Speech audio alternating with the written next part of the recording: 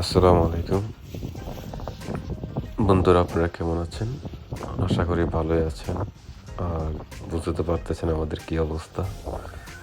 Canada Toronto সিটিতে গতকালকে অনেক স্নো পড়ছে, যা বলার বাইরে। আমি একটু এখন বের হলাম জাস্ট এদিক ওদিক যাওয়ার জন্য, বাট যাওয়াই যাচ্ছে না।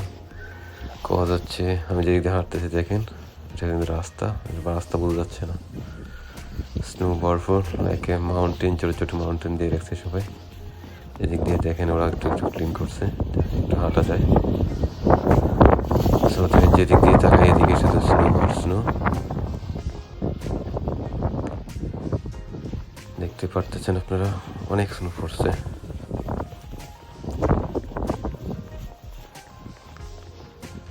সো এখানে কিন্তু গতকাল থেকে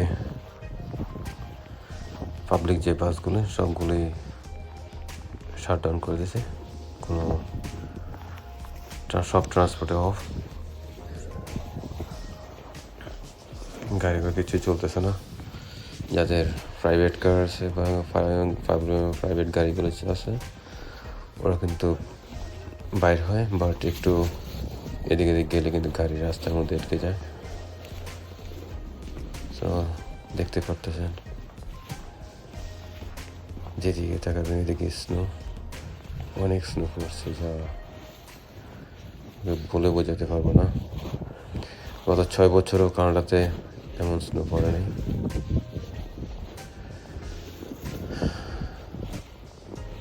বাইরে কিন্তু অনেক ঠান্ডা, যা বলার বাইরে।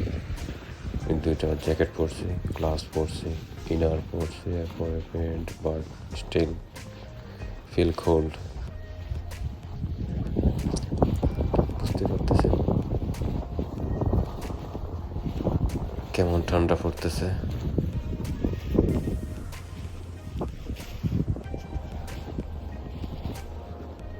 এই যে এখানে একটা গাড়ি আটকে গেছে, যাইতে পারে না, চাক্কা ফ্রি করে।